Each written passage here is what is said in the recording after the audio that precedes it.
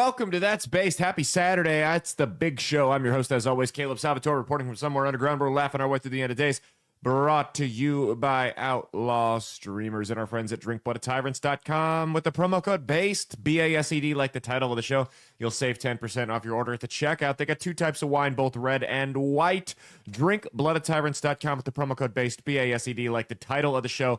You're going to save 10% off your order at the checkout. We got a guy we're going to talk quite a bit about today who really came up cutting his teeth in the cutthroat industry that is the wine business. And we're going to talk a lot about him, but the wines he sells are nowhere near as good as Blood of Tyrants. They've also got the Liquid Freedom energy drink like you see right there. DrinkBloodofTyrants.com with the promo code BASE. You'll save 10% off your order at the checkout. Stockholm Mia, the red face of white supremacies, with us as always on Saturday. How's it going this morning? Good. She's doing fantastic. Well, we got a lot to talk about today, so we don't have a lot of time for bullshit. I'm trying to keep every show under 2 hours. No, not trying. Going to keep every show under 2 hours, so we're going to get done what we can get done.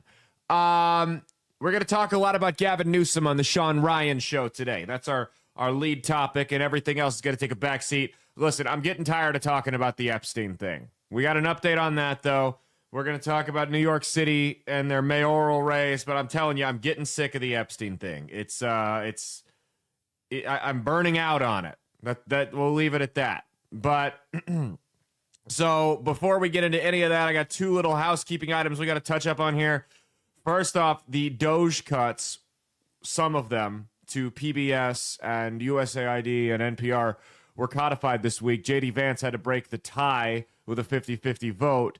The three Republicans that voted no to codifying the Doge cuts were Susan Collins of Maine, Lisa Murkowski of Alaska, the usual suspects, and Mitch McConnell of Kentucky. When they asked Mitch McConnell for comment on why he voted no to codifying the Doge cuts, Mia, do you know what Mitch McConnell said?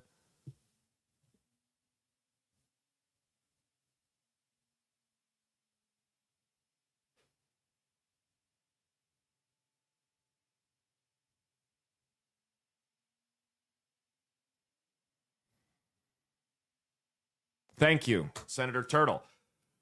The other announcement we got to make that I teased on the That Space with Caleb Salvatore Facebook post, which you're not cool if you're not following that page.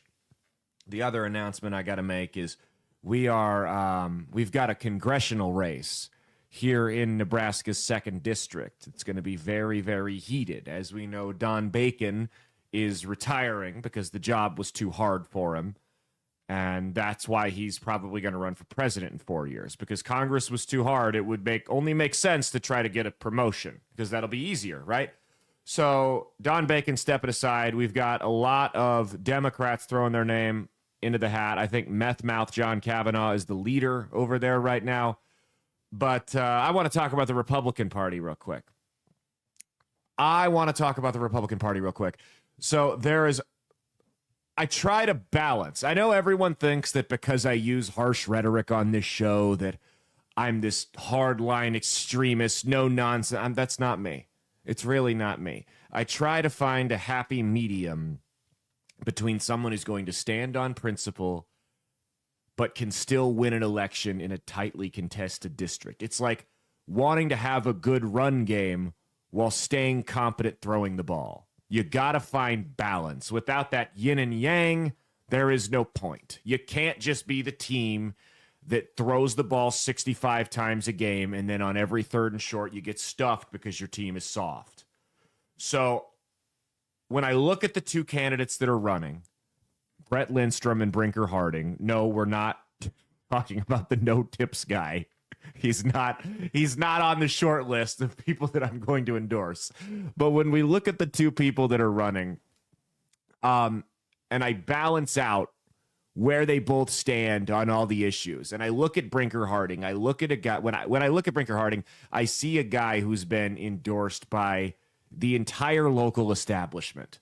Gene Stothert, Deb Fisher, all the usual ghouls are on there. I see a guy who voted for mask mandates and insane COVID restrictions. He was just another stooge of the establishment when our rights were being trampled on. He had a rare opportunity to stand up and be a voice of reason during what, to be completely honest, is the closest this country has ever come to fascism in any of our lifetimes, and he failed. There's a scene in the Boondock Saints that I often reference that even more dangerous than the actions of evil men is the indifference of good men. Brinker Harding, by all means, appears to be a good guy, but when the chips were down, he stood idly by while we got trampled over by a deep state that had run out of control. On the flip side, when I look at Brett Lindstrom, I see a guy who, he's rather polished, which we all know, me and polished politicians don't usually get along all that well, but I met him and I talked to him. We had a good conversation, and he's a good guy. And when I look at his principles and where he stands, I know he's going to defend the issues that we hold dearest to us. This guy's a lifelong Christian. My grandma taught his kids. I'm not going to tell you where she worked at because we don't want you freaking weirdos to dox anybody. But very much involved in the community, decent guy. He's a former Nebraska football quarterback, which means he probably meets my standard of being able to run a mile in less than 8 minutes or bench press 225 pounds. Like I've said for a long time, we need to stop letting fat and weak people run this country. That's not even me being a jerk. I firmly believe that's a character flaw when you see people like that. So that's another reason I like him. But also, I think Brett Lindstrom gives us the right mix of being able to win while defending the things we believe in Congress. So that's why we're endorsing him in the 2026 race. If you are a Republican in Nebraska's 2nd District and you don't know who to vote for, I just told you who to vote for. You know I don't like my audience thinking for themselves. Get out there and do what I say. Mia, are you on board? Are you betting on Brett? Brett, are you betting on Brett? Yeah. Or are you on the no tips guy? That's hard. That's a hard one, but I guess I'll go with who you tell me to vote for. That's how a woman should vote. When I told them we were doing this endorsement, they said, please be careful. And I'm like, I'm not going to say anything too brash or anything like that. And then we end it with that. Maybe we'll clip that out. Okay. Well, yeah. So go vote Brett Lindstrom in the primary in Nebraska.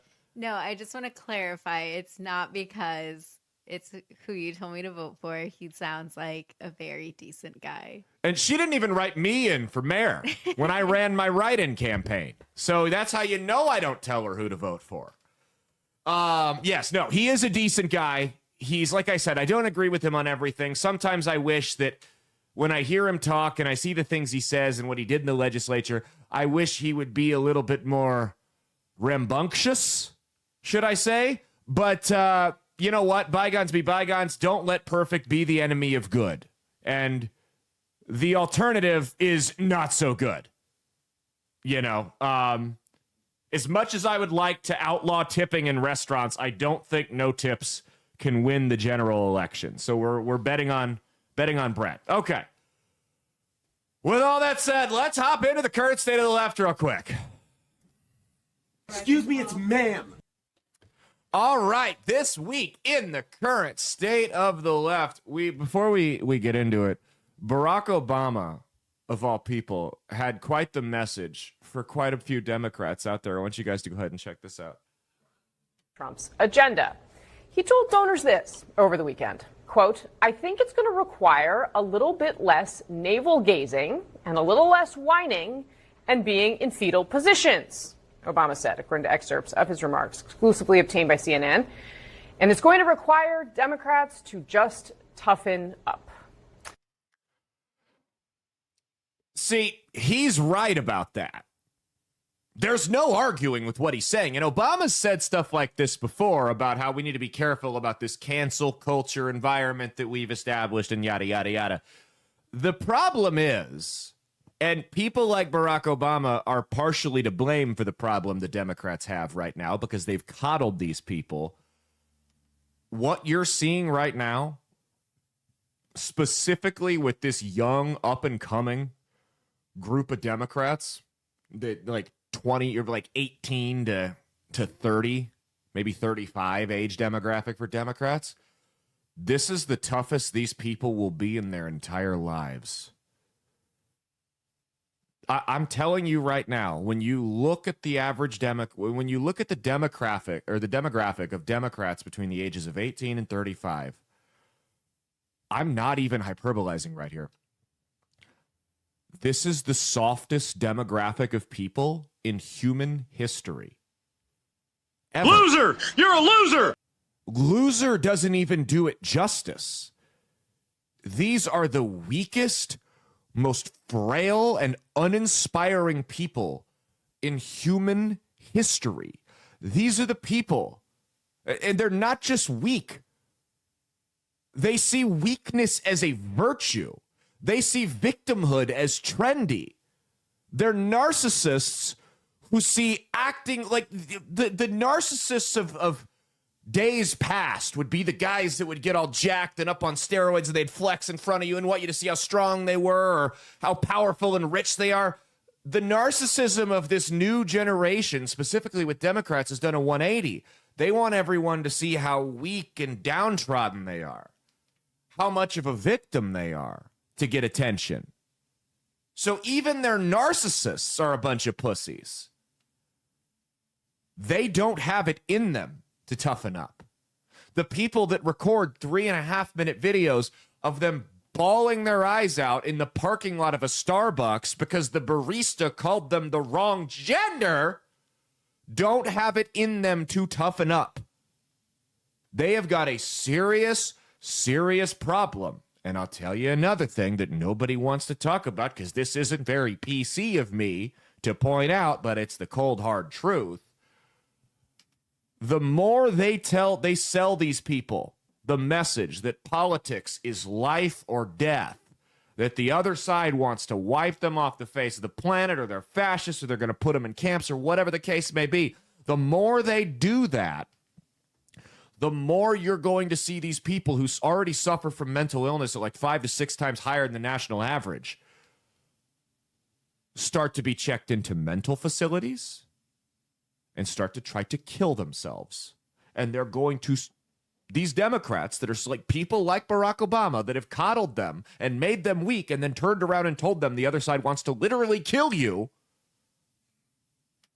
they're going to be to blame because they're the ones that scared these people like this. They made them this weak and then they put the fear of God into them, and they're going to lose a significant amount of their voters because these people, some of them will kill themselves or at least try to, but many of them will just check out and they'll have mental breakdowns and they'll become hermits living in their apartments who don't leave and don't follow politics or anything because they see it as totally hopeless and it's just a drain on their mental health, or they'll be institutionalized, or God, by the grace of God, we could bring asylums back and just start putting them away in there, but I won't get my hopes up on that. They can't toughen up is the point I'm trying to make. It is quite literally impossible for them to toughen up. Do you know what the Democrat voters need, Mia? They need a weekend with Cotton Hill. Cotton would toughen them up. All right, well, speaking of people who need to toughen up, go ahead and check out this photo. Again, this Democrat on TikTok recording from her car what she had to say about Trump. When will he die? When will he die? I can't keep doing this. When will he die? No one said you had to keep doing it. I just don't understand the theatrics of that. You're not Why would you record yourself saying that? Forget the fact that you're almost certainly going to get a knock and talk from the Secret Service for it. What's the point of that? What are you doing? You're not getting any type of positive attention for it. You're not making anybody look at an issue from a different way. You're not convincing anybody. Nothing. All you're doing is acting like a lunatic. Why are they always recording from their car? Because they can't do it at home because they live with their parents. Oh, yeah, their parents don't want to hear it. Or their 6 roommates. Or the crackhead in the studio apartment next to them. You know, like that's... They don't live alone. See, I'll record videos at home. Mia doesn't care. We have a soundproof room here. I can do whatever I want. Isn't that right? Exactly. I'll record, but I don't do that. All right, we got one more. This video, JD Vance took a trip to Disneyland or Disney World, one of the two, I don't know. Whatever the fucking, but you know what? JD Vance actually has young kids, so it makes sense that he went to Disney World. All you losers that go by yourselves as grown adults, you need to be institutionalized with the young Democrats too. JD Vance took his kids to Disney like you're supposed to. If you go as an adult, you should be on the sex offender list if you go without children. So JD Vance took his kids there. And like 10 different left-wing Twitter accounts and TikTok accounts shared this video with the same exact caption saying, and I quote, JD Vance's political career is over after this video. Now go ahead and watch. It's going to be shocking.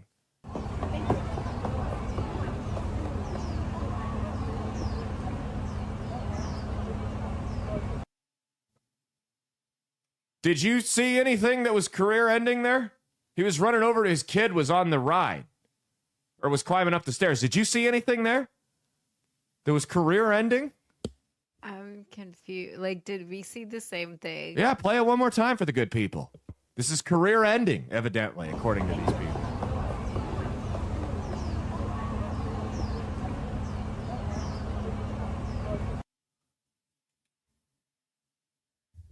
I can see, like, maybe in the beginning he kind of was like going like this.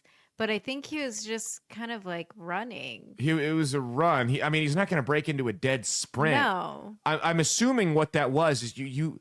It was like one of those like slow runs. Yeah. You know? You watched a dad whose kid was probably doing something he wasn't supposed to be in public, and he was trying to get over to him to stop it. Now, I know that's a big shock from the liberals because most of them grew up without fathers, but that's what it looks like. You'll see that quite often. Once you get out from your bubble in your, like I said, either in your parents' basement or your studio apartment that you never leave, you'll see that that's actually how humans interact quite often. Is yes, dads will chase their kids down when they're fucking around on something they're not supposed to be on. That's a given. I saw someone criticize him for wearing pants and a long sleeve shirt and a hat because God forbid someone want to protect themselves from the sun. From the sun. Yeah. What did they say? How do you criticize him for wearing long sleeve shirt? For wearing a long sleeve shirt? What was the comment? They just didn't understand why he was wearing it. Like why someone like they couldn't fathom that someone would be wearing that. What do they think? He's like trying to cover up some embarrassing tattoo that he doesn't want people to see. That's how, again, welcome to how grown-ups dress. Yes, absolutely. Just because JD Vance doesn't have the Labubu keychain, I learned what that was today, by the way. So I'm going to say that word a whole bunch now. I learned what the Labubus are for the first time today. So we're going to be talking about those as a common theme throughout the show. Just because JD Vance doesn't have the Labubu keychain, or what else are the kids wearing nowadays? You're more in touch with the youth than I am. They were there into they like Crocs. Yeah, they're into Crocs, like unironically. And your sister likes those like mid-level sock things or whatever. We wore those when we were. I remember the girls wore those. Yeah. Yeah. Those are making a comeback. Yeah, like I wore those like freshman, sophomore year of high school. Those are really popular then. You know what needs to make a comeback? What? Cargo shorts. No. Cargo shorts that go below the knees, because that's when men were men, when they didn't let their wives dress them, because we didn't wear it for fashion. We wore it for utility. We wore it. Name something else that I can carry my cell phone, my keys, my wallet, and an extra magazine all in different pockets and still have anywhere between 2 to 4 pockets totally empty and open for me to carry anything else in. Those Nothing. would actually be good to wear to Disney. They would be perfect to wear to Disney. It's about the utility. It was before we let our wives castrate us. It was a sign of stronger men when cargo shorts were allowed. Now you never see them anywhere. You know what? I'm bringing cargo shorts back. I'm going to go on. I don't know where they sell them, but I'm going to go online. I'm going to bring cargo shorts back. Make cargo shorts great again. Make cargo shorts great again. That's been our intro segment. We'll see you in a couple seconds. We're going to be talking Gavin Newsom here. Well, this week for our lead topic, Governor of California, Gavin Newsom, went on the Sean Ryan podcast, which, by the way, is my favorite podcast funded by the military-industrial complex. And he did 4 hours on this show. 4 hours. The total episode was like 4 hours and 12 minutes. When you subtract the ads and all the bullshit, it was about 4 hours, give or take. And I watched the whole thing. I listened to the entire episode, and I was visibly irritable for a while after it was over. Because here's what I'll say. First off, Sean Ryan creeps me out. Okay, the guy's ex-Navy SEAL, went into the CIA, definitely did some shit. He has an interview, and I don't know if he's being serious here, but it's a weird thing to joke about, where he talks about how he was doing some undercover stuff, looking into drug cartels, and then just kind of casually admits that, yeah, I was making so much money as an undercover looking into the drug cartels that I just kind of started my own drug cartel. I don't know if he was being serious or what the case was. Weird thing to joke about. But his interview style makes my interview style, and I've been accused of not being harsh enough on people because I don't do the fireworks and yelling and screaming like it's Piers Morgan on here. But he makes my interviewing style look like Morton Downey Jr. Mia, do you know who Morton Downey Jr. was? No relation to Robert. He was a talk show host in the 80s, and he would have people on, like political folks, and he would get in their face, and he would scream at them, insult them. He would blow secondhand cigarette smoke in their face. I mean, it was chaos what Morton Downey Jr. would do. But he makes the way this guy just softball after softball, didn't check him. He'd throw out your token, quote unquote, tough question, let Newsom lie his way through it, and then just move on without checking him. I mean, it was a bad interview. I don't think I can watch Sean Ryan in the same way. And I like some of his episodes, even though he creeps me out. I like some of the stuff he does. Now, I got a lot of shit on X for this because I initially defended Sean Ryan when he was having Newsom on the show. I said, look, we can't be like the left where we totally shut out the other side. I'm not saying we have to hear them out on their ideas and change our beliefs for it. What I'm saying is the left, in their ability, and this started at the grassroots and went all the way up to the tippy top with Kamala Harris back in 2024, the left, their refusal to even listen to anybody on the other side blindsided them. For the same reason that a football team watches game film of their opponent, you need to watch what the other side is saying. Again, not so that you can adopt their beliefs the same way the football team isn't going to switch up their offense to mimic the team whose game film they're studying. No, you want to know how you can stop it. How do I game plan against my opponent? What are they saying? What's the reality and the context to what they're saying? How are they going to spin what I'm going to say? It's debate prep 101. And we have to understand how to counter these things because people are watching. Even when we have these minuscule debates at bars and with our coworkers and in other locations like that, we need to be able to defend ourselves because those people that are watching that are on the fence are going to be swayed by someone who knows how to talk. And the talking points come from the top, and it's looking like Newsom's going to be the top. That's all I was saying. I caught a lot of shit for daring to suggest this.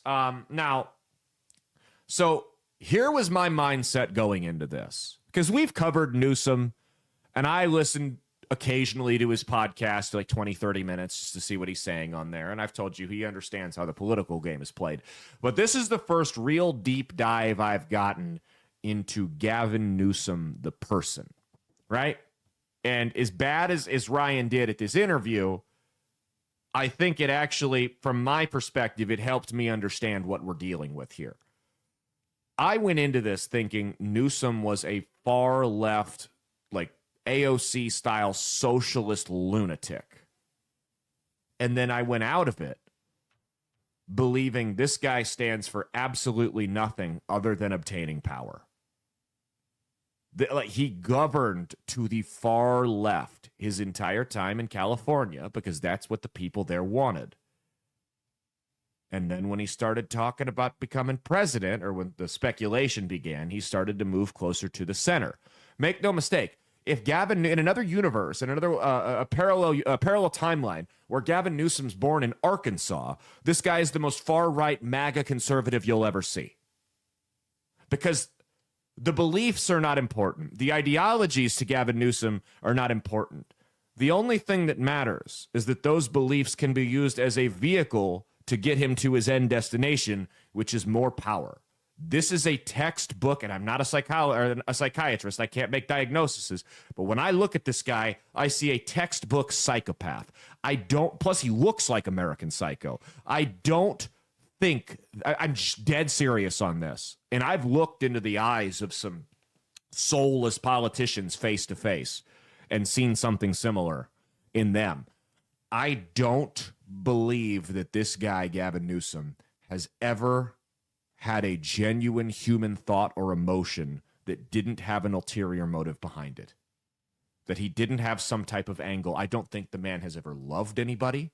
I don't think the man has ever hated anybody. I don't think he's ever been angry or excited or sad or anything. I think everything he has ever done has been a play to achieve more power, to achieve some type of end goal. I'm dead serious about that. So here's my summary, and we'll break down some of the talking points that he had on there. First off, we were talking about J.D. Vance's Disneyland trip. Check out what Newsom tweeted before we get into this. At Vance. He said, "Hope you enjoy your family time at J.D. Vance. The families you're tearing apart certainly won't." And then Vance replies to it, "Had a great time. Thanks." But here's my summary of this interview. So Sean Ryan, he'll have people tell him a little bit about themselves before the interview starts so he can get up a bio. That's one of the things he always does. So if Sean Ryan interviews you, if he interviewed me, he'd say Caleb Salvatore, he's a comedian, podcaster, social commentator, the best looking man alive. But what they always end with on Sean Ryan, because Sean Ryan's a Christian, what he always ends with is he says, and most importantly, he's a Christian.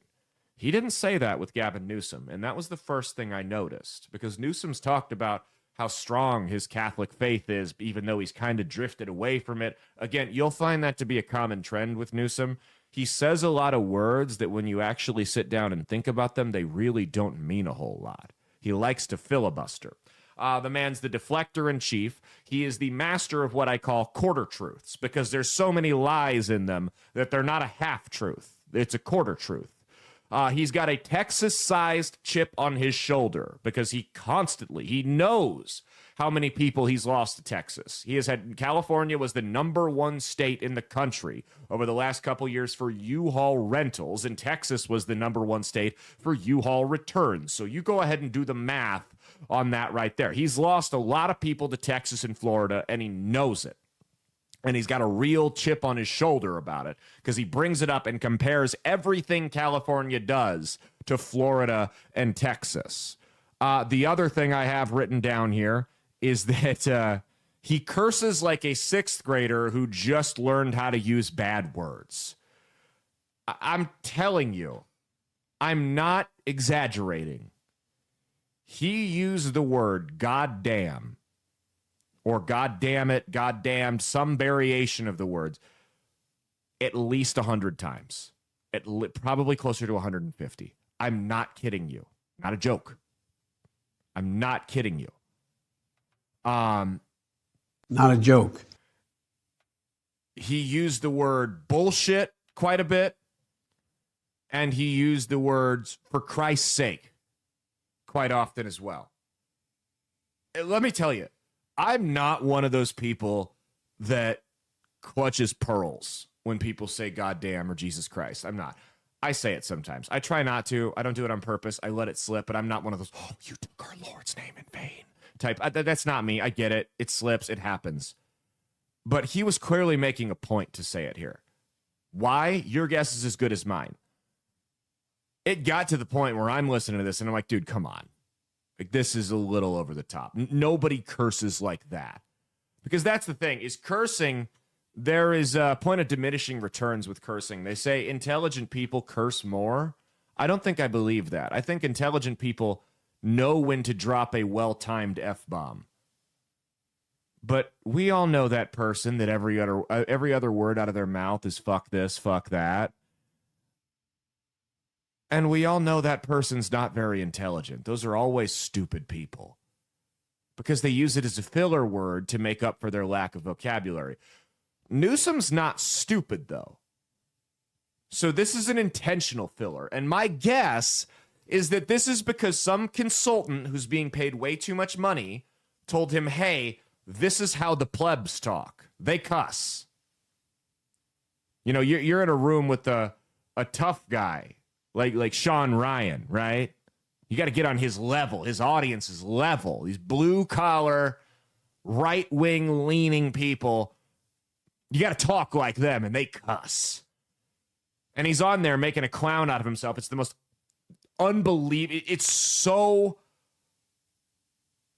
hard to believe that this is how he really talks. It's so clearly an act, but you know this consultant sitting over there, they still don't get it. Just good, rubbing their hands together like he's just acing this.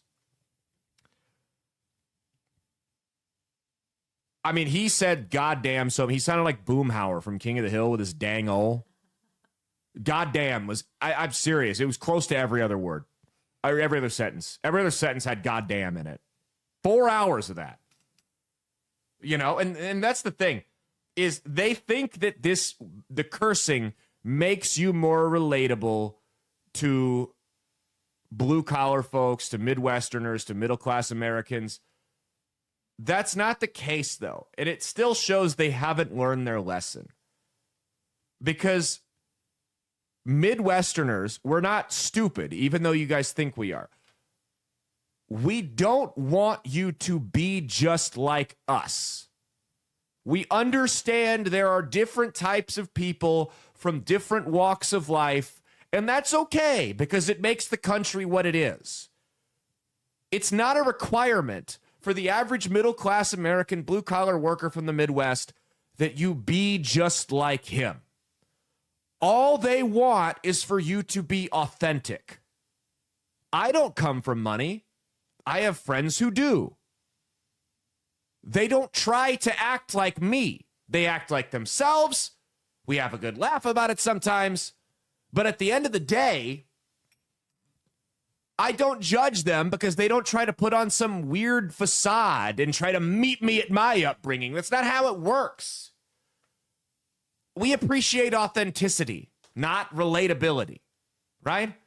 The reason that when Donald Trump comes out and acts unprofessional and cusses or whatever, the reason that works is because that's authentically Donald Trump. That's not an act he's putting on. You got to consider how these two came up. They're both coastal elites from rich families. They both came up. They're both very successful business moguls, right? Here's the difference, though. Donald Trump came up in casinos and real estate. So he's dealing with casino staff, gamblers, probably some mafia guys, union hall blue collar employees, truck drivers, maintenance workers, the occasional tenant when your property manager calls in sick who is cussing you out because they're not going to pay the rent till the goddamn water heater's fixed and blah, blah, blah. Yeah, Newsom's your tenant. Blah, blah, blah, blah, blah. Those are the types of people Trump came up dealing with. So naturally, he adopted their vocabulary. Gavin Newsom ran a winery. Mia, do you think the average person in Napa Valley, where Newsom's winery was, can you imagine the average like plumber walking into Newsom's elite winery? Yeah, fuck this bullshit. I mean, could you imagine that? So he's going off just like Tim Walz did with what he sees on TV.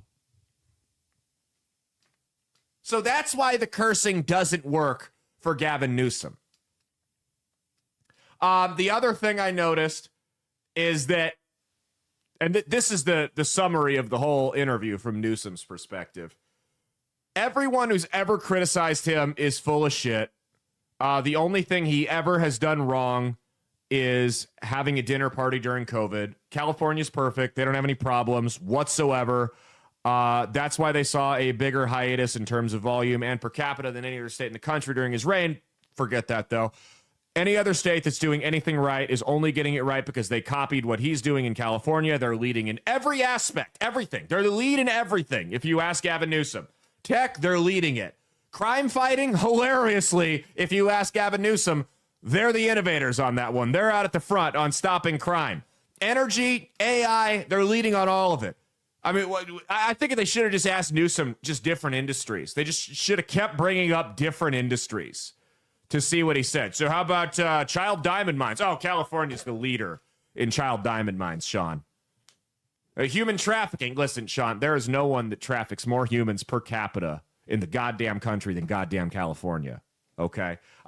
He didn't say that, but that's probably what he would have said. So I watched the first 2 hours of it, and I needed a drink. And I went and got my, made my old fashioned, and I sat down and listened to the next 2 hours. I was doing other things. I didn't just sit down and listen to it. But the first 2 hours into it, I'm sitting here thinking, oh my God, I don't think we can beat this guy.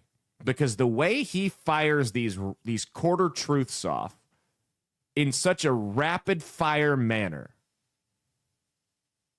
I don't understand. I don't know how you counter that in a debate, in a formal debate setting. That's not a podcast, but a formal. So like CNN, MSNBC, Fox News types debates where you sit there and he has his 90 seconds to make a point, and then you have your 90 seconds to make a point.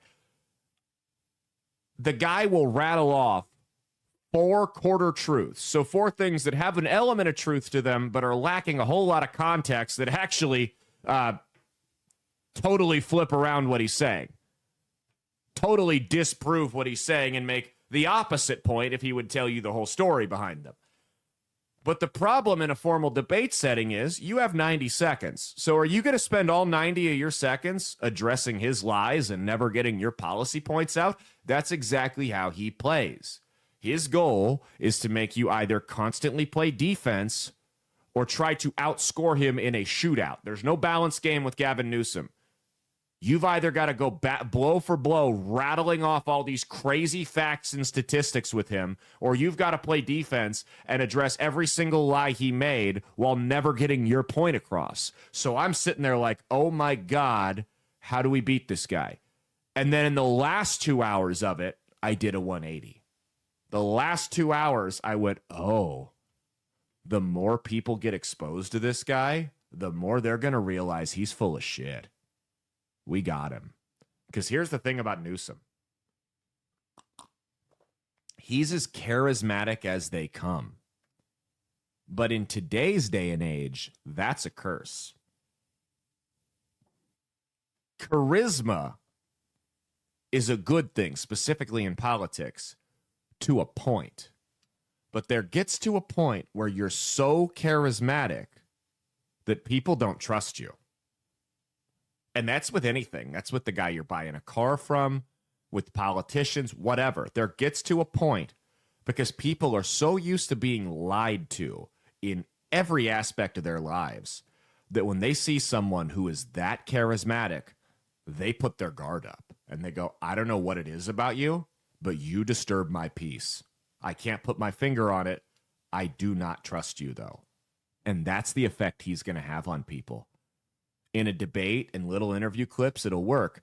But I don't see this guy surviving a 5 to 6 month long election campaign, politically surviving, that is, where people are constantly exposed to him because they're going to start seeing through it. That's the difference. Everything about him, it feels forced, and there's just something off. And that's it.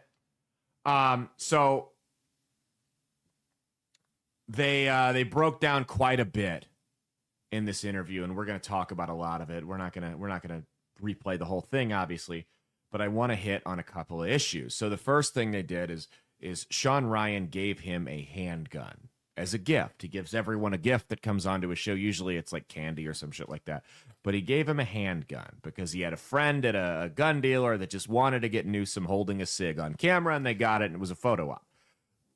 Now, Sean Ryan immediately turns to him and says, okay, so we're talking about guns. Newsom says he's a big Second Amendment guy, which anyone who's ever lived in California will laugh at that upon hearing it. But he's a big Second Amendment guy. And he loves guns. He just wants some, what he refers to as common sense restrictions on them. Now, that's where it gets dangerous. It also gets dangerous when you hear people bring up that they were a hunter. That's always code for, I want to take your guns. I think you should be able to have a 2-shot rifle. They tried that shit with Tim Walz. I think you should be able to have a rifle with 3 rounds in it, but anything more than that, what do you need that for? Are you going to shoot up a school with it? I always love that argument, by the way, when they ask you, what do you need it for? What do you need 17 rounds in your handgun for? What do you need it for? I had a conversation with somebody like that one time, and he didn't have anything to say back to me.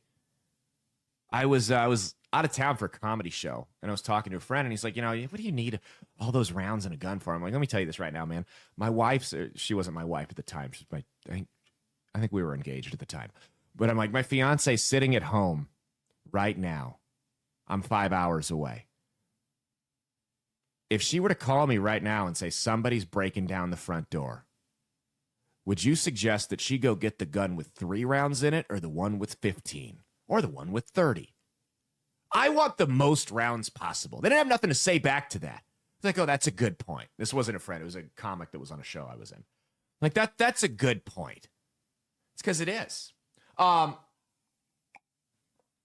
So Sean Ryan asked him, because Sean Ryan's a vet. He goes, okay, so, you talk about background checks, right? People with felonies, people who have been in the nut hut, people who are domestic abusers. What about veterans who come back from the war and they have depression and they have PTSD? Should they be allowed to have guns under these red flag laws? And that's a big question, because in a lot of these anti-gun states, you get these veterans that come back and they don't seek out the help they need because they're afraid if they go and they tell their therapist at the VA, hey, I'm fucked up from what I saw overseas, man. That therapist is going to red flag them and have the police come and take their guns, and they're not going to be able to defend their family. So you get people, it creates a problem that could have been avoided because you get these guys come back and they don't want to seek help because they're worried, because people like Gavin Newsom's policies put the fear of God into them. Mia, do you know how Gavin Newsom answered that question when he said, should vets with PTSD and depression be allowed to own guns? You know what he said? And I wrote it down word for word, and I quote, I hear you, but I don't want felons and domestic abusers to own guns. So he really addressed the question. Really, he did a real good job addressing that question. So that tells, sometimes no response is a response. So that tells you everything you need to know. If you're a vet who's ever seen a therapist, President Gavin Newsom doesn't think you should have a gun. Keep that in mind. By the way, when he says, I don't want felons and domestic abusers to own guns, nowhere in the country can those guys own guns. There's some states where if you're like a white-collar felon who you didn't kill or rape somebody, you embezzled money, you can own a gun. Nowhere in the country can violent felons and domestic abusers own firearms. Nowhere. He didn't check him on that. He didn't, because that's the thing, is they accuse Rogan of being too soft on people, but Rogan would have immediately went back to it and gone, okay, but do you think that vets with PTSD and depression should be able to own guns? He would have made him answer it. At the very least, given him a second opportunity to answer it, and if he again deflected, being the deflector in chief that he is, everyone would have known. There would have been no way to write that off. It's like, okay, we know how you actually feel on that issue. He brings up his skeet shooting. My family, we're big into skeet shooting, which, again, total coastal elitist sport. Total I'm better than you. 9 Rivers Country Club type sport. You know what? Like that. That's where they do it at. Listen, this guy doesn't want you. He says banning an AR-15 is common sense gun laws. This guy doesn't want you to own an AR-15. I know people who know people that have worked for Gavin Newsom and his family, that fucking piece of shit every weekend goes to his family's private range on their land and pops a couple hundred rounds off with his AR-15. Rules for thee, not for me. Oh, yeah, I dropped that one. Oh, he brings up about, so he talks the entire time about how concealed carry laws make us make states more dangerous. You can look at the murder rate of every state from before and after they legalized concealed carry. And when you actually break it down state by state and look at the timelines, you'll see that it really doesn't make a difference either way. In murder, in violent crime, anything. That the crime will either rise or drop at the rate that the rest of the country, at a similar rate to the rest of the country. There's a few outliers, but for the most part, you don't see any changes. But according to Newsom, it makes it more dangerous. And that's because the people that you don't want carrying guns weren't waiting for it to become legal. These gangbangers and drug dealers, that most of them are already probably convicted felons, aren't going, oh, well, I better go get the proper permitting to carry my firearm. Now that it's legal, I mean, I know my entire existence is funded by illegal activity, but now that it's legal, I'm going to start packing heat. I've been walking around with slingshots up until now. It's common sense, right? So you also have to look that defensive gun use often deters crime without shots being fired. So even if you do see an uptick in deaths, you see an even bigger uptick in defensive uses of firearms when states legalize concealed carry, which typically anywhere between 5-1 to 10-1 outweighs the gun death rate. By the way, when they say, you got to listen to these people's words because words matter. They say gun deaths. When they don't say gun murders, they'll say gun deaths, which includes suicides. Just something to keep in mind. By the way, Japan, way higher suicide rate than the U.S. They're not allowed to get anywhere near a gun. Somebody wants to kill themselves, they're going to do it. There's better ways to do it, by the way. It's only like 60 to 80% of people who shoot themselves in the head actually finish the job. Fun fact. Not so fun fact. They brought up, let's see here, do we have the gender affirming care video on there? Or no? Yeah, play the gender affirming care video and he gets pressed on that. What about for your values? I mean, is 8 years old too young? Yeah, I mean, look, I now that I have a 9-year-old, just became 9. Come on, man. 9-year-old just became I get 9. it. So those are legit. You know, it's interesting. Just the issue of age. I haven't. It's interesting. As someone that's. Mia, how many men do you know that sit like that? Not even my gay brother. No. Or gay brother-in-law. No. Sit like that. I've never met a man who folds his legs like that. That just hurts my nuts even looking at it. Okay, go ahead. It's been so focused on equality, broadly, LGBT rights, particularly gay marriage. Mm-hmm. The trans issue for me is also novel. It's over the last few years. I'm trying to understand as much as anyone else. Whole pronoun thing, trying to understand all of that. Well, you know, that was like the hell. I mean, all that stuff. I get it. See, they asked him about gender affirming care for 8-year-olds. He stutters, says absolutely nothing of substance, and then changes the subject to gay marriage. Those are two totally different subjects, bro. Totally different subjects. That you'll see rare moments like that when they have him. Because eventually, when you put them under a torture test long enough, they're going to fuck up. And that's what you saw right there. He didn't know how to answer that question because he knows it is a wildly, wildly unpopular view with 90% of the country. But with that 10%, that, my God, they just love giving 8-year-olds vasectomies, right? That's a make or break, and that's a demographic that he cannot afford to lose if he wants to carry his party's primary. So he doesn't know how to answer the question. And that's why you saw him stuttering like a buffoon right there. So they asked him about immigration. We got 2 videos on immigration. Go ahead and play the one about Trump. All that reputational damage that's being done as they're sitting there on horses with American flags running through soccer fields, scaring kids that are playing soccer in the middle of the day at a summer camp. For what? Just toughness. It's a weakness masquerading as strength. That's what I don't like about this son of a bitch. I don't. And forgive me, I know he's the president of the States. Forgive me, I didn't, yeah, he calls me new scum. Come on. I mean, how do I explain that to my kid? Now I have my kids' friends calling my kids new scum. That I get, because I was called that in 7th grade, but not by a 79-year-old. Model better goddamn behavior, man. Forgive the goddamn. I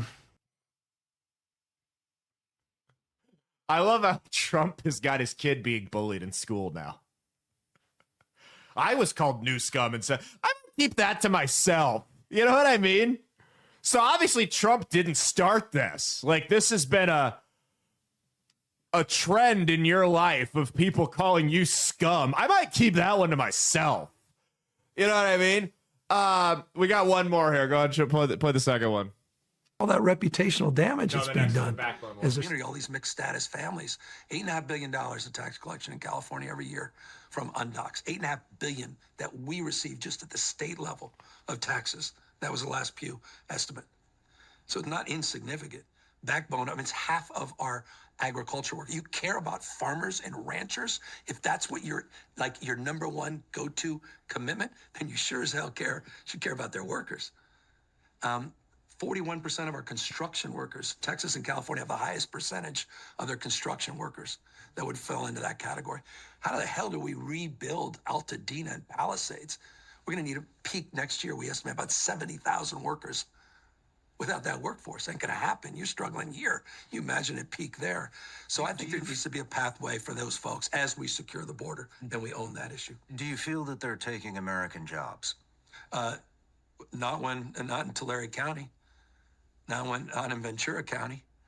I don't know many people that want a job out there in those packing facilities. Mm-hmm. I don't see many people look like me jumping at those jobs. I just don't. Maybe there's some exceptions. I haven't seen the evidence of that. That wasn't a delay in the video, by the way. That was his ventriloquist that feeds him his answers was a step behind there. Gavin Newsom, who owns a bunch of wineries in Napa Valley, doesn't know anyone who wants to work in a meatpacking plant. Can you believe that? What a surprise. Who would have thought? He said the quiet part out loud there. So he threw a big fit because last weekend they did an ICE raid at a marijuana field, a legal marijuana field, but a marijuana field nonetheless in California. And they busted a bunch of 14-year-old kids that had been working there. So it was child labor exploitation. So when Newsom talks about the quote-unquote backbone of his state's economy being these undocumented workers, he's talking about child labor.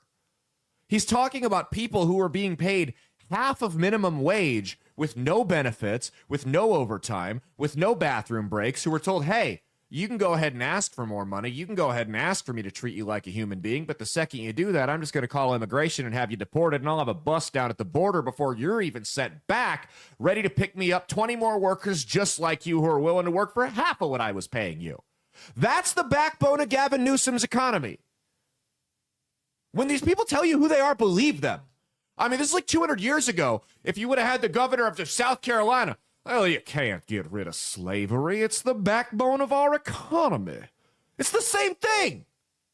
That is the modern. We're going to look back on the way they're doing these undocumented workers and the way these people have defended them. We're going to look back on that not quite as bad, but in a similar light as slavery, because that's what it is. It is the modern version of slavery. You pay these people wages that there's no way in hell they could have any type of quality of life on, and then you threaten them, hey, we'll just have you deported back to your country where you're probably going to be killed if you tell anybody. I mean, it's monstrous. And Gavin Newsom says it's the backbone of his economy. I'll tell you the same thing I was talking about when somebody told me that they can't release the Epstein files because it would collapse our government. If your state's economy is propped up on child labor and the exploitation of people who can barely speak a lick of English, it needs to fucking collapse. You need to start over and play on an even playing field with everybody else.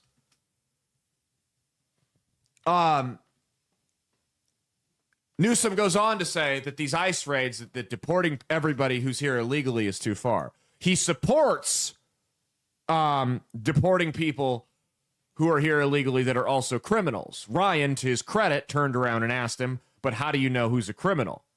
And he goes, you just know, man. You just know, God damn it. Then he says he doesn't support amnesty, because that was a rumor that was being floated around. He doesn't support amnesty because we learned our lesson on amnesty in 1986 with Reagan. But then about 10 minutes later, Newsom says, let's get a bill passed on amnesty. So which is it, American psycho? Which is it?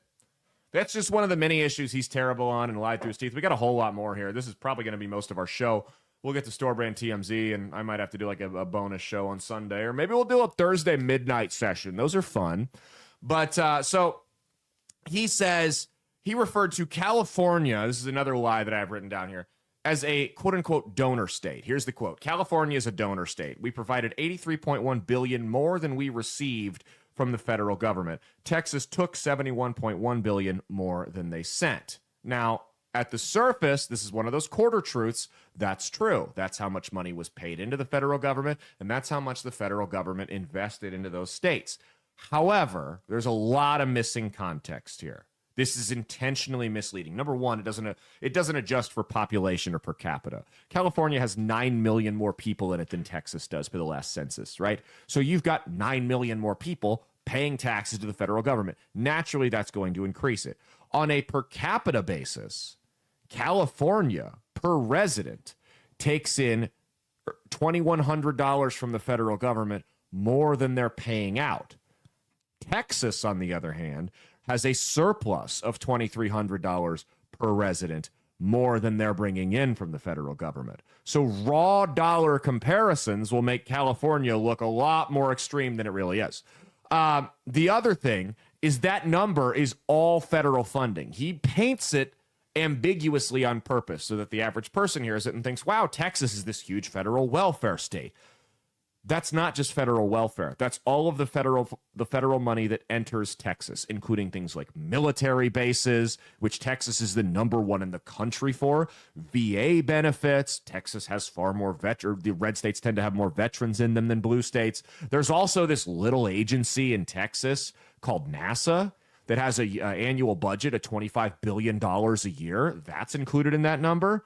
And then per USA Facts. So when you actually break down federal welfare, grants from the federal government to state and local governments per state, California by far receives more money in federal welfare from the government than any other state in the country at $163 billion. The next closest is New York at $110 billion. After that is Texas with 105. Then it's all the way down to Florida with 58.8. So that is an outright lie. Well, yeah, it's a quarter truth. On the surface, he's painted it in a way that you can't say it's a lie. But when you actually, and this is the problem in a debate where you have 90 seconds to 2 minutes, you can't break it down the way I just did. So yes, you have more people paying taxes out in federal income tax because there's more people in California. Texas has NASA. They've got all these military bases. They've got a far bigger southern border. So you've got the Border Patrol has a serious presence. So the federal government's spending more money in Texas, but it's not welfare that's keeping the state afloat. It's money that's being invested in other federal assets. California blows everybody out of the water when it comes to federal welfare. That's 50% more than Texas in federal welfare going into California. They receive more money from the federal government per resident than Texas, twice as much. It's not even close. So it's, again, total lie. The next thing he brought up was that San Francisco, Sean Ryan said, okay, so San Francisco cleaned up. We talked about this on the show. You know, San Francisco, you got drug addicts passing out on the street, people shitting on the sidewalks. It's just a very nasty, messy city, crime-ridden and everything. Sean Ryan said, hey, we all saw the videos. when Xi Jinping came to visit from China, you guys cleaned up the streets. Like, that all went away quick, so it leaves people to wonder, hey, couldn't you have done this all along? Gavin Newsom said that was bullshit. So don't believe your lying eyes. What you saw, that was bullshit. He said, and the reason it was bullshit was not because it didn't go down exactly like that. The reason it was bullshit is because they didn't just roll the red carpet out for Xi. They did it for everyone that was coming. So that, again, everything. He goes on about investments were made to prepare the city. Basically filibusters for 5 minutes, only to circle back and say it was true. A long answer to say, yeah, that's pretty much what we did. And I don't have an explanation for why it couldn't have been done before that. Sorry. They bring up crime. Talk about all the shoplifting you see in California. Say, hey, we see these videos of people stealing stuff in California and the police won't even show up. They got like $700-800 worth of stuff at a Walgreens and they just walk right out. Police don't do anything. What's going on with that? And Newsom said that's bullshit. Noticing a trend here. Every criticism is bullshit. And then he immediately pivoted to Texas. He said you can steal $950 in California before it's a felony. Steal $2,500 in Texas before it's a felony. Which again is true at the surface, but it doesn't tell the full story. Yes, you can steal $2,400 in Texas and it won't be a felony. The difference is, if you walk out of a store in Texas having shoplifted $850 worth of shit, and they call the police on you, the police are going to come and they're going to hit you with the misdemeanor. And then if you took that merchandise and you sold it or did whatever, they're going to throw the book at you and prosecute you to the full extent of the law.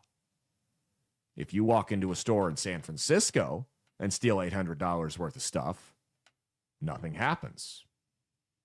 That store owner calls the police 9 times out of 10. They're not even going to show up. Texas offers far less prosecutorial discretion as well. They have to try these people that are doing these things. They don't get to just let them off because it's in the name of rehabilitation or some other California progressive bullshit. Texas prosecutes approximately, by the way, 70% of felony shoplifting cases. So when they talk about that felony limit, only half of them in California ever get prosecuted. So even if you steal over $1,000 and you get arrested and charged with a felony, there's a 50% chance they just let you go in California. So the Newsom is very, very talented at not telling the whole story and giving himself just enough of an out on every issue. And they brought up COVID. They brought up COVID, which we all know he did a great job at. Joe Rogan got to ask a question. He didn't call in, but he emailed it in because he's friends with Sean Ryan. He said, hey, do you still stand by giving COVID vaccines to little kids? Newsom said, no one's fought Big Pharma more than me. Because that's how you fight them, is you require that their product be purchased by everybody in your state to be able to work or go to the grocery store or take public transportation. Sure. He said he kept comparing it to red states. He said California, like many red states included, moved forward on a vaccine early. He said Florida shut down restaurants and bars before California did. Again, quarter truth. Florida did shut down bars and restaurants before California, but there's a lot of context that you're missing there. Florida has a lot more old people than California, so naturally they were a little bit more cautious. Florida also reopened after a month, whereas California stayed locked down until June of 2021, over a year and a half, or close to a year and a half. Little bit of an important detail that American Psycho left out there. They asked him, do you think you did anything wrong during COVID? And Newsom said just now crazy timing, Mia.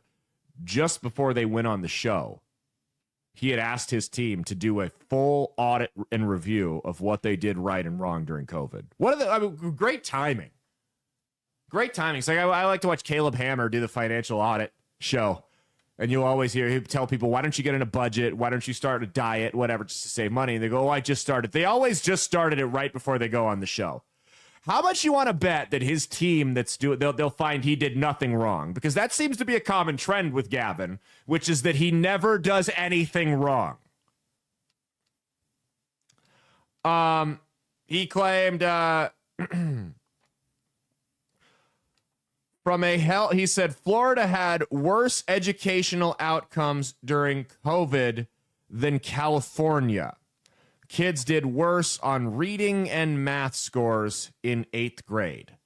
Kids did worse on 4th grade reading and 8th grade math. Very, very specific. Well, the reason he brought those two up is because those were the only 2 grades and subjects that California kids outperformed Florida kids in after COVID. Everything else, Florida won. Florida also, let me hear it. So I got the numbers right here. Says, where was it at here? I just had it right in front of me. Says Florida scores declined more, but were already higher than California, and we're still either the same or slightly ahead of California by 2022. So it's a lie. So he took 2 grades and one subject in each grade where his students outperformed Florida students in, and said, look, we beat Florida. Because he took that's like if you get beaten a football game 75-6 and the other team just throws the ball every play and they throw it for 600 yards and they never run it. And you're like, look, we won the game. We had more rushing yards. Like, okay, but what's the scoreboard say? Who turned the ball over more? Who had more total yards? Who had less total yards surrendered on defense? Like, these are all important details, but you're asking me just to look at the total rushing yards. Little odd there, huh? Let's see, what other bullshit claims did he make? I'm just going down my notes at this point. I mean, it's so ridiculous, the crap this guy got away with saying on here. He said, from a wealth perspective, when he was talking about how great California did during COVID, from a wealth perspective, Florida's GDP contracted more than California's. Again, a quarter truth, but what he leaves out is shortly after Florida's GDP contracted, it exploded into the number 1 most healthy economy in the country. California still has not recovered from COVID and the lockdown procedures. Do you see how he does this? A quick bullet point quarter truth where he doesn't have someone fact checking him on the spot. It's very, very effective. Very effective. Very difficult to beat in a formal debate setting. The only type of politician that could successfully debate somebody like Gavin Newsom would be Donald Trump, because he's so unorthodox. This doesn't work on a politician like him, because Trump dominates the pace of the debate. Newsom doesn't. They asked him about his little dinner party during COVID, during the restrictions at the French Laundry restaurant, where he had an indoor dinner party, maskless, with more than the allotted amount of people you were allowed to have in your home during the COVID lockdowns. And his response to that was, I did not close every winery but mine. That's bullshit. Nobody said that. That's called a straw man argument. You build up something that's way easier to tear down than the question you were actually asked. But he did, to his credit, admit to the restaurant. That's the one mistake Newsom's ever made in his life. Do you know that? Was going to that dinner party during COVID maskless. He said it was when we were... And even then, he still can't admit total wrongdoing. Even then. He said, I attended a dinner party right toward the end when we were coming out of COVID, and I paid a price for it. I beat the shit out of myself. That was his words. What the price is, we don't know. The problem is that dinner party was in November of 2020. November of 2020, when he says, because he tries to paint it as it wasn't a big deal because we were coming out of COVID.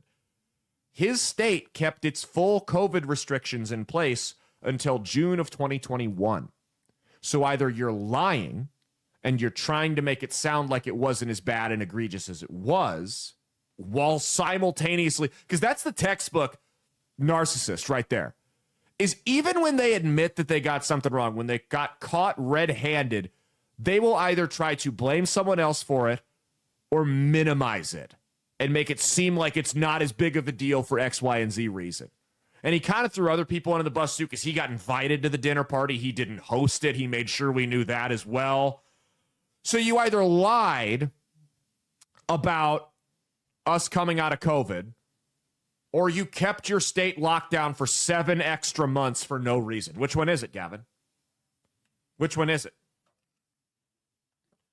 So the guy's just a textbook compulsive liar. I mean, this is a guy that if he's not in politics, he's probably hitchhiking at rest stops and strangling women in their cars.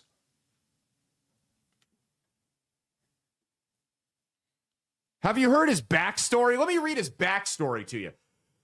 He was raised by a single mother who worked 3 jobs in a 2-bedroom apartment, including rent. They had to rent one of the bedrooms out just to make ends meet, right? But he somehow went to the most affluent Catholic school in San Francisco.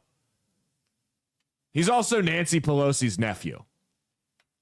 Nancy just leaves her family out to dry like that, you know? He said he started 21 businesses. This is the quote from him in the interview. He claims, I started 21 businesses with no trust funds, right out of college, pen to paper. Now, the reason he's, again, quarter truths. He didn't start it from a trust fund. That's true. He didn't inherit a bunch of money to start his business.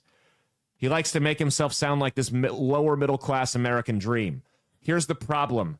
10 out of his first 11 businesses were startups funded by Gordon Getty. Yes, that Gordon Getty, a family friend and the 4th generation owner of Getty Oil.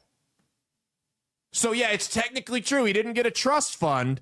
He just got investments from his dad's billionaire oil tycoon buddy.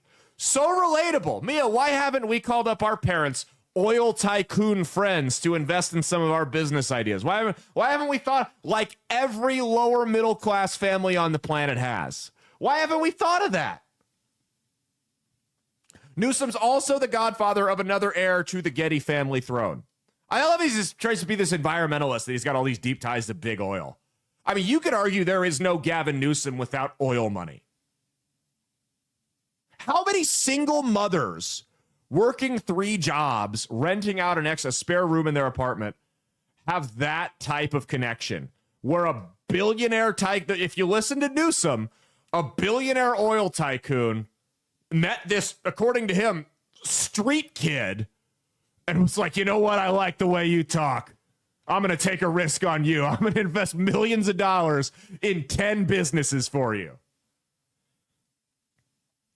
He said he took 2.5 years to open up his winery. Again, that's how you know this is bullshit. That's how you know this is bullshit. Because lower middle class kids start successful companies all the time. You hear about it all the time.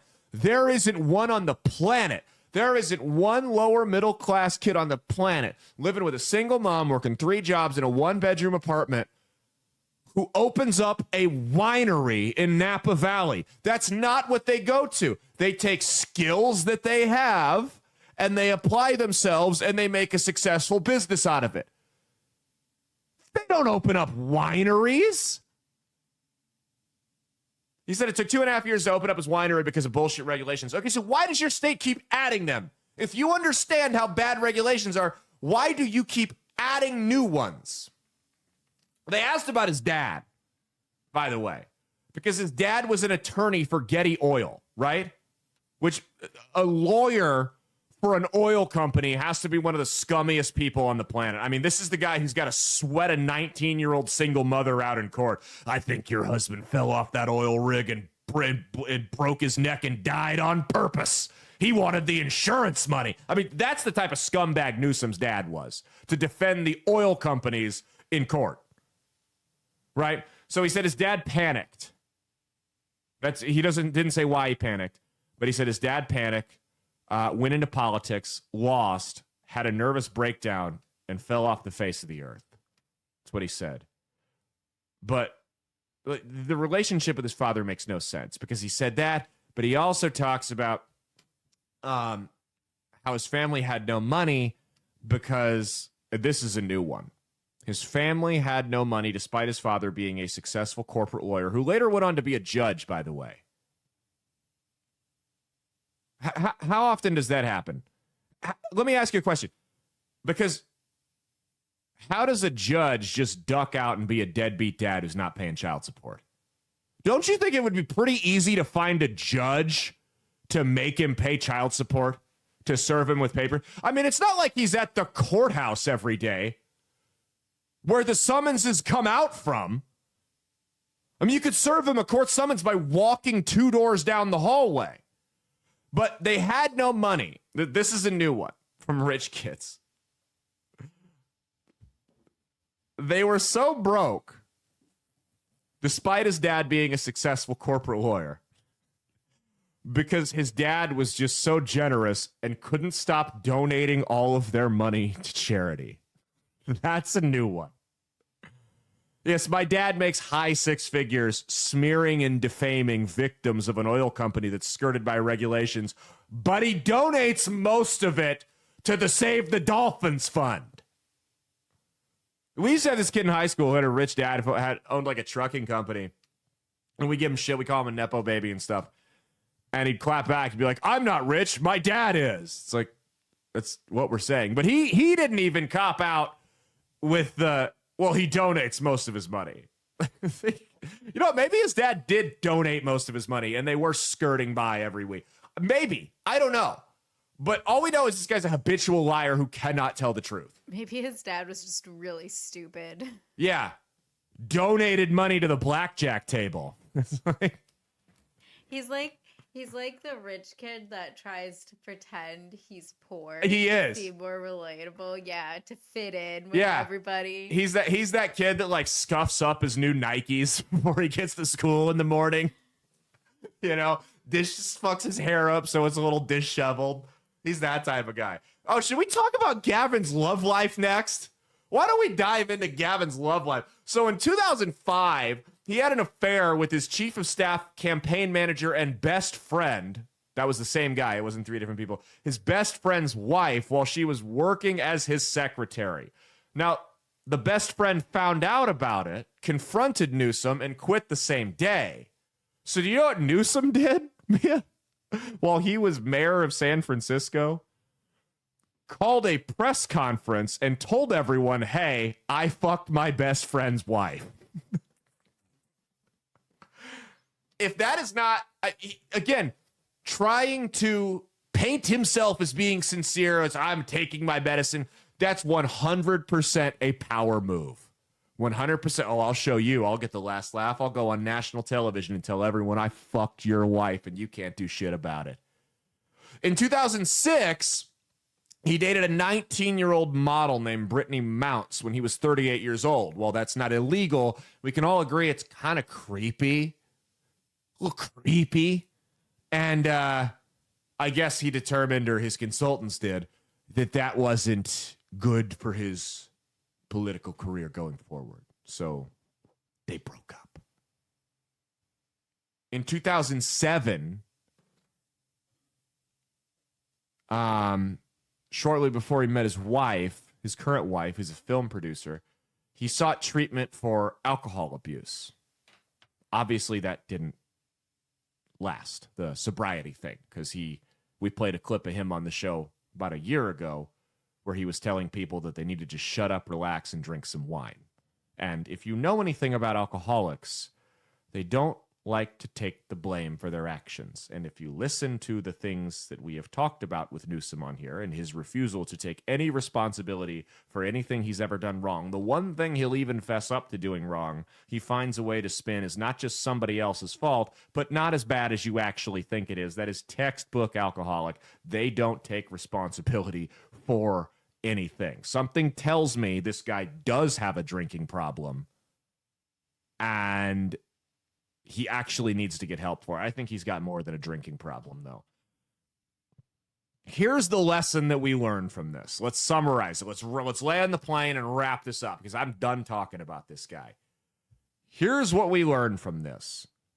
Tolerance and understanding only works when it is a two-way street, when it comes to opposing political viewpoints.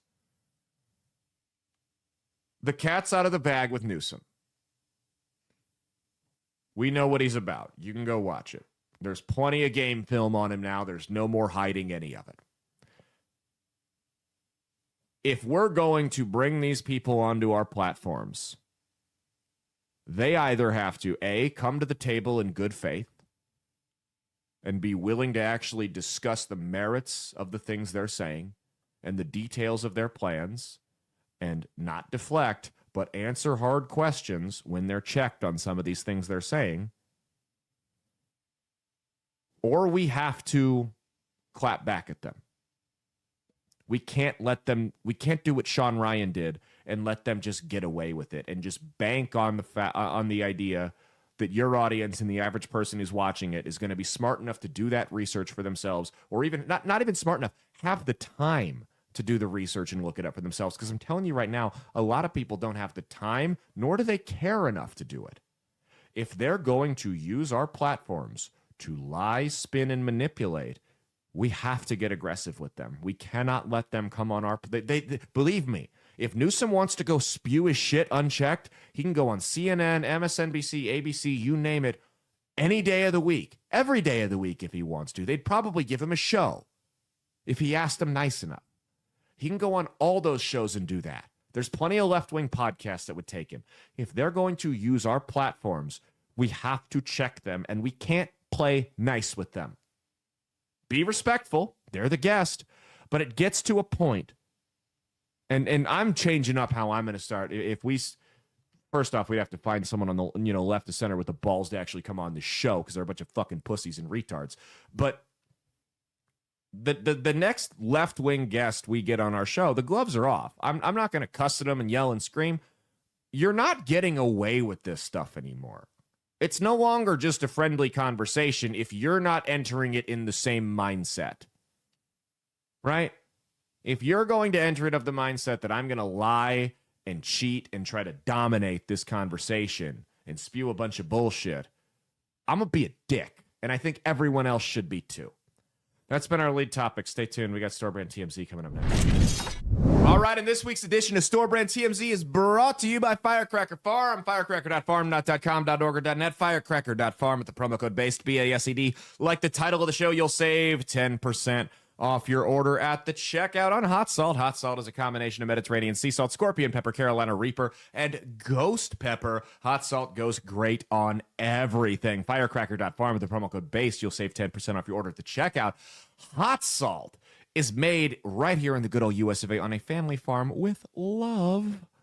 Not one of Newsom's wineries, on a family farm in the United States. And so you don't got to worry about any of the tariffs, any of that bullshit. Let's be honest. We're halfway through summer. None of you have the summer bodies that you wanted. Sauces are absolutely killing you. Switch over to seasoning. You'll get the same flavor. None of the calories. Absolutely make it happen. Firecracker.farm. With the promo code BASED, B-A-S-E-D, like the title of the show, you'll save 10% off your order at the checkout. Let's hop into Store Brand TMZ. Justin Bieber! All right, this week on Store Brand TMZ, Fortnite, the popular video game amongst the Zoomers, released a new uniform, I guess, for your characters, a new character skin. And pull up the tweet here. Mia, read the tweet off for how they advertised it. Fantastic Four skins are coming to Fortnite. It is one of the most wanted collabs ever. Did you catch it?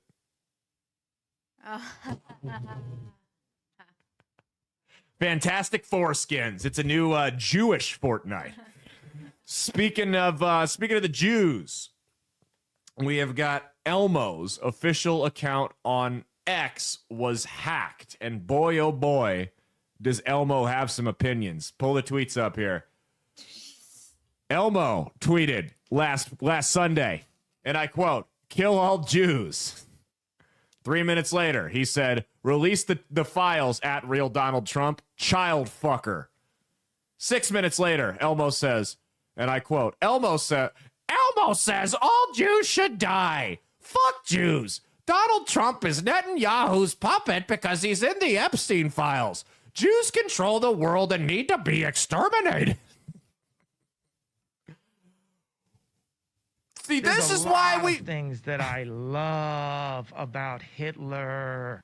Of all the accounts, Elmo is the funniest to tweet anti-Semitic shit from. This is why we wanted to fund PBS right here. I think Sesame Street should embrace this. They should just go a full-blown Nazi episode of Sesame Street. You might as... I mean, they're going private. They don't have to worry about public funding anymore. PBS can be gone in a couple of months. You might as well make a big splash in the private sector the second you go to HBO or wherever you're headed for, right? Do a full-blown Nazi-themed episode of Sesame Street. You know, Big Bird joins the Aryan Brotherhood. Curb stomps a Hispanic guy. You got Oscar the Grouch. You put him in a Polish ghetto. Cookie Monster. F is for final solution. You got the Count sitting there breaking down math on the Holocaust death count. There's no way they could have killed all 6 million in such a short period of time. How far are they going to take the anti-Semitic kids shows, Mia? Do you think Barney will do one? You think Barney will do?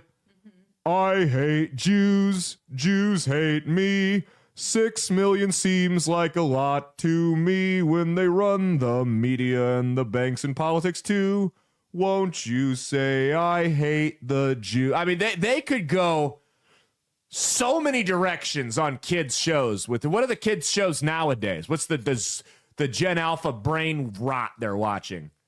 Bluey. Bluey's a big one. Peppa Pig. I think Peppa Pig's still around. There you go. They could do Paw Patrol. Paw Patrol works as the SS. They go around and they round up the Jewish pets. They were rounding up the Italian greyhounds with the long noses, taking them to the pound. That's you could do Blue's Clues, where Steve and Blue look for clues that the Holocaust was a lie. Yeah, I'm trying to think of other ones. Dora the Explorer. Yeah, I haven't watched kids shows in like 10 years. Doc McStuffins is one. I don't know what that is. It's a little girl doctor. Oh, she could be like Dr. Mangala, doing experiments on people. Uh-huh. Caillou. The little bald kid. I feel like Caillou's already worse than Hitler anyway. You don't need to make that into a Nazi thing there. That sells on its own. You got this. He might be a skinhead, the little bald kid. They've told us it's not cancer. So I'm thinking Caillou might have shaved his head and went a little Ed Norton in American History X. When do you think the swastika tattoo on his neck's going to come in? Dora. No, they should do a Dora the Explorer episode where they try to get away from the Border Patrol. From ICE. ICE comes after Dora the Explorer. Oh, boy. All right. Well, let's lose some more sponsors, shall we? The official Zelda cast came out, and Hunter Schafer, the transgender actor, did not get the role of Zelda, much to the dismay of many fans. Big surprise, a man did not get the role of a woman. Big surprise right there. Big surprise. You know what? I want a Mexican transgender Zelda, so that I can actually sit here and go, look, they're taking our jobs. You know what I mean? It's also, you see, that's the thing, is the trannies are starting to realize that being a white tranny ain't gonna be enough soon, that's not gonna cut it soon enough. I mean, ask the white gay guys how it's going. Ask the straight black guys how it's going. Those guys, the straight Hispanic guys, they're all just honorary straight white guys at this point. You talk to a straight black guy, a gay white guy, straight Hispanic guy, they hate all of them too. Welcome to the crew, boys. We're all on the shit list. The white trannies know their time is limited and they got to capitalize, and they haven't done it the way the gays have. Everyone kind of got everyone kind of carved out their niche in society, right? Like the straight black guys, they got sports. The gay guys, they got interior design.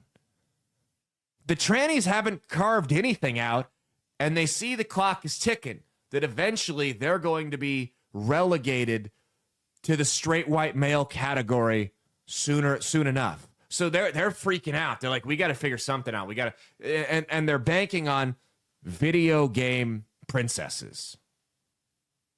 So I don't know. How do you think this ends for them? What do you think they get?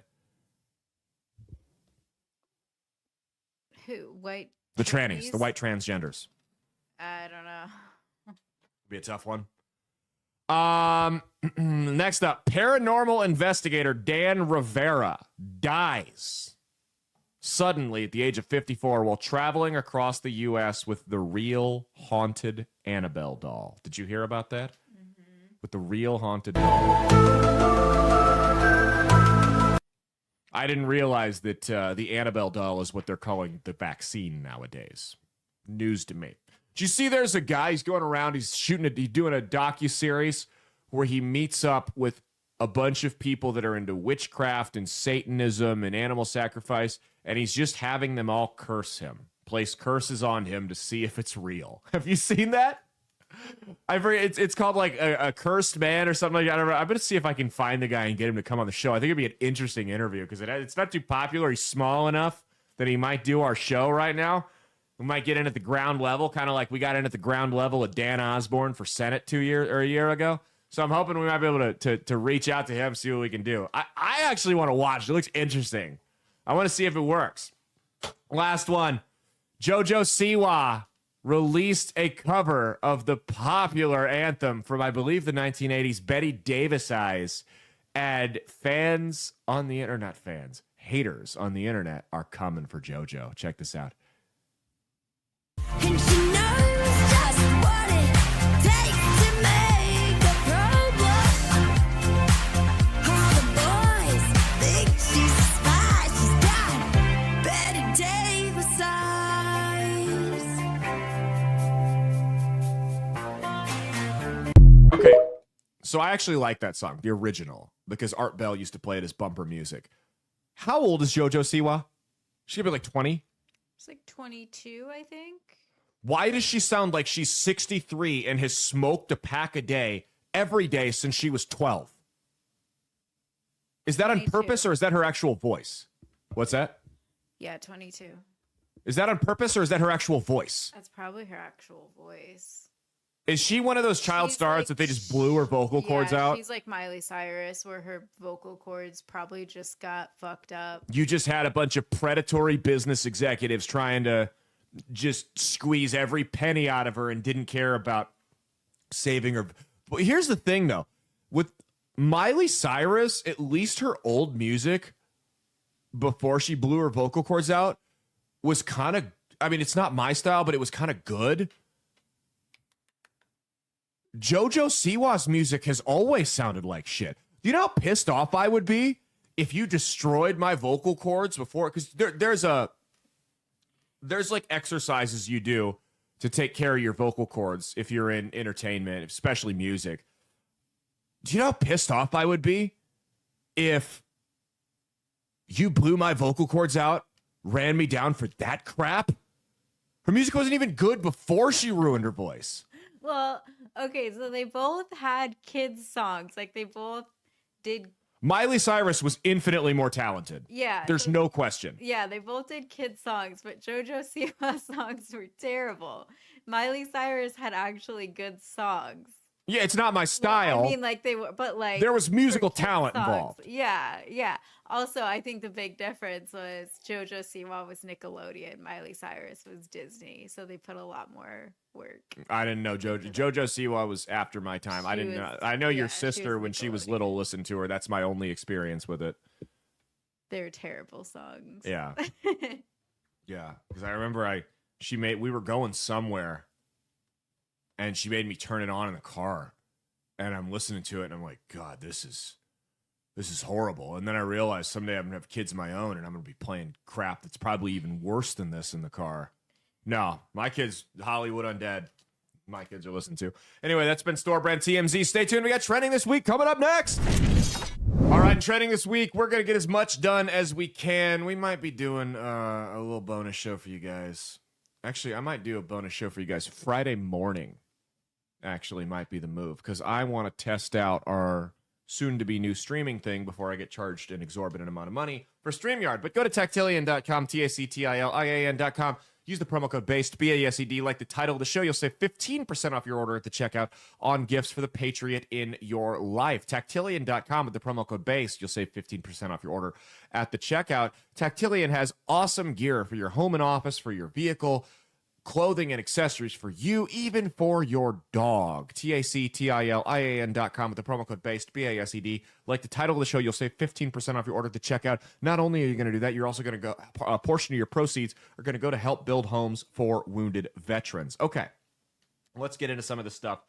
We'll wait to talk about the Epstein thing. Let's talk about the New York City mayor race. Let's pull up that one. We'll do the Epstein thing on the bonus show. So Andrew Cuomo has announced that he's going to run as an independent for mayor of New York City. So you've got 4 candidates now. You've got Zoran Mamalamanaba, the socialist. That's actually how his name is pronounced. I was mispronouncing it when I called it Mamdani. You've got Eric Adams, the incumbent mayor. He's an independent. You've got Andrew Cuomo, who's an independent, the former governor, who his claim to fame was sticking people with COVID in nursing homes and being the Grim Reaper for old people. And then you've got Curtis Sliwa, the Republican, the founder of the Guardian Angels, the folks that go around in red berets and use some type of non-lethal force to help fight crime, kind of like the Knights of the Night in The Office. And what you'll find from this clip is that Curtis Sliwa is a lot like the founding member of the Knights of the Night, Dwight Schrute. Go ahead and pull this video here. Around states, Republicans, time to fight. Show some self-dignity. We can win New York City. And I need your help to do it. Go to Sliwa for NYC.com. Sliwa for NYC.com. It's a statistical tie, and I have a pathway to victory. Do you remember when politicians were like normal and boring? Did you remember that? They didn't go on TV in red berets and scream at people. Stuff like that. What he talks about, here's the most recent poll that's not from a blatantly biased source. Go ahead. He's in dead last. It's not a statistical tie. Listen, politically, I probably line up with Sliwa more than the other 3, if you went issue by issue. But remember what I said in the beginning of the show about you have to find a balance between principles and electability? Sliwa's not electable. And while Cuomo and Adams, whoever decides to get that, doesn't really have, or doesn't have quite as many principles that I agree with, the principles of Mama Lavala are so far to the radical left and so batshit crazy that we have no choice but to align with these people. It becomes so important to stop this lunatic from taking over the biggest city in the country that we're going to have to make some concessions. Sliwa needs to drop out. Either Adams or Cuomo needs to drop out. What they need to do is because the 3 of them are splitting the vote. I have to imagine that in a race against Adams or Cuomo, that 40% you saw from Mama Lama is his peak. I can't imagine he gets much higher than that against either of those 2. He's got to be tapped out at close to 40 to 45%. You need a meeting between Sliwa, Adams, and Cuomo, where they run a bunch of internal polls, they see who does the best head-to-head against Zoran, and they go, okay, you're the guy. Whoever that is the guy. And if it's Cuomo, Cuomo says, here's what we're going to do. You're both going to drop out, and just like Trump did with RFK and with Tulsi Gabbard, I'm going to give you jobs with the city of New York. One of you will be chief of police, whatever. We'll give you some type of job. Curtis Sliwa, you can go on TV and scream at people. We'll give you some type of job to drop out of the race, and we'll combine and we'll beat this guy. The problem is that's not what's going to happen. The problem is you've got 3 egomaniacs that refuse to do it, and they all think they can win, and they all think they should be the head honcho. That's why when Trump formed that coalition with guys like Robert F. Kennedy, that's why it worked, because they were willing to take a step aside for what they saw to be the greater good. If they could make some gains in their individual lanes, they weren't going to get in the way. None of these guys are willing to do that. You saw Sliwa spurging out on Fox like that. Andrew Cuomo, do you really think Andrew Cuomo is going to step out of the way for anybody? That guy, again, we were talking about Newsom strangling women at a truck stop if he weren't in politics. If Andrew Cuomo weren't in politics, he would be in the mafia. And I hate to say it, because as an Italian American, that's the stereotype. Anytime one of us gets to the top of politics is that we're mob affiliated. But the problem is, it turns out every fucking time it's true. Like, one of us is somehow affiliated with organized crime. And I don't know that about Cuomo. I'm not saying that. That's how it always works. Is they give off mob boss vibes, or they are affiliated. You know? So that's what's going to happen. And New York City, you know, I feel bad for you guys, but I kind of don't, because you've put up with this shit for decades now. But this is what you're going to get. These 3 megalomaniacs are going to refuse to put their differences aside and try to stop somebody who, I've told you quite literally, if Mama Llama gets elected, his policies will be worse for New York City than if you just took a bunch of planes and carpet bombed it. He's going to burn it to the ground if he wins.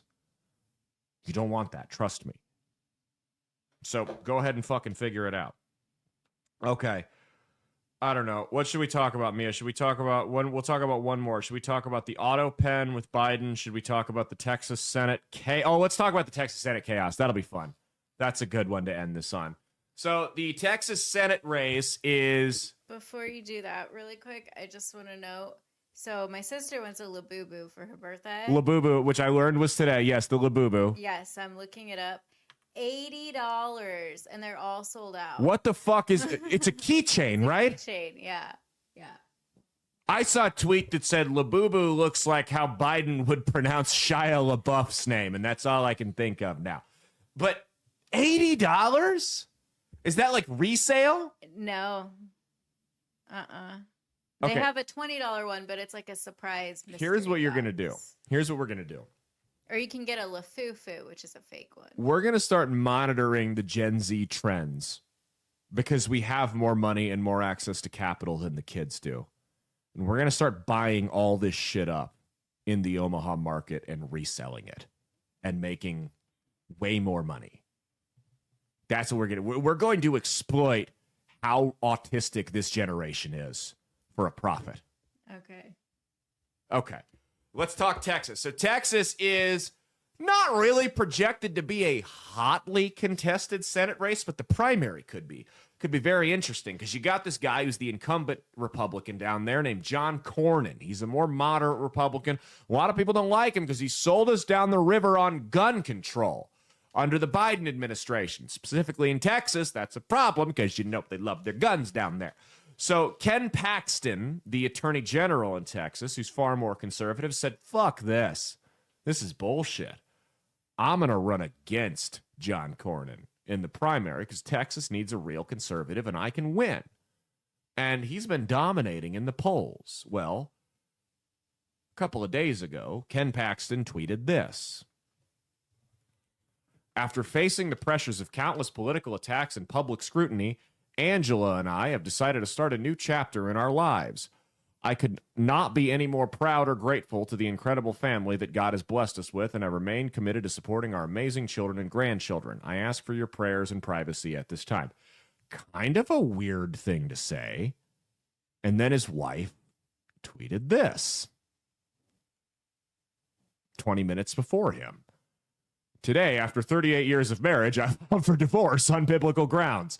I believe marriage is a sacred covenant, and I have earnestly pursued reconciliation. But in light of recent discoveries, I do not believe that it honors God or is loving to myself, my children, or Ken to remain in the marriage. I move forward with complete confidence that God is always working with everything together for the good of those who love him and who are called according to his purpose. Now, I am not a biblical scholar. Mia, you went to Catholic school. What is biblical grounds for divorce? I think like abuse. Let's see. I'm pulling it up on ChatGPT. So the biblical grounds for divorce, sexual immorality, not immortality. Sexual, you just imagine that a guy that just keeps fucking, he just can't stop. Sexual immortality. Sexual immorality, abandonment by an unbelieving spouse. So if your wife just up and leaves you one day, physical abuse, or hardness of heart. So if somebody turns away from God and your relationship is no longer like spiritually accessible. Those are the only biblical grounds for divorce. So I think it's safe to say Kenny Boy might be a little cooked in this race. I think it might be time for him to bow out. And that's my thing is I understand we're not looking for Boy Scouts, so I'm not going to sit here and say, like, I voted for Trump, right? I'm not going to sit here and say that this is disqualifying. Again, we go back to the common theme in this show, though, which is the balance of electability versus principles.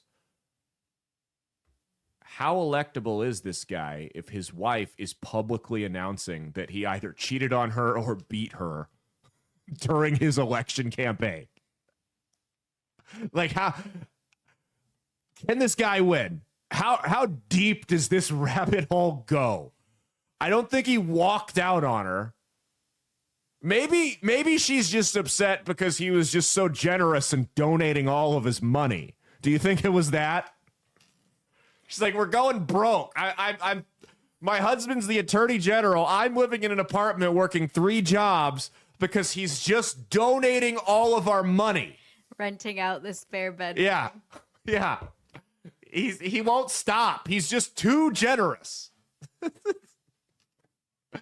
Well, and then the Democrats have an interesting problem as well, because it's not like it's much better for them. Colin Allred ran a year ago against Ted Cruz and lost. Ted Cruz is far more beatable than John Cornyn is, by the way. So I don't think that anything's going to change. He was the lead candidate up until one of our favorite Texas congresswomen announced that she might be looking into running. That's right, none other than the ratchet in chief, Jasmine Crockett, who gives us little gems like this one here.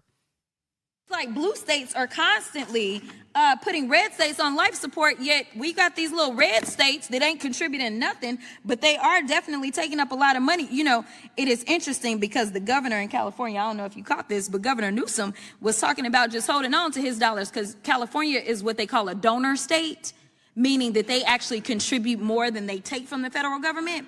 And then you can go down south to states like Louisiana, who are broke, and so they need California to pay in. So it is so interesting that we are so she knows she lives in Texas, right? Not California.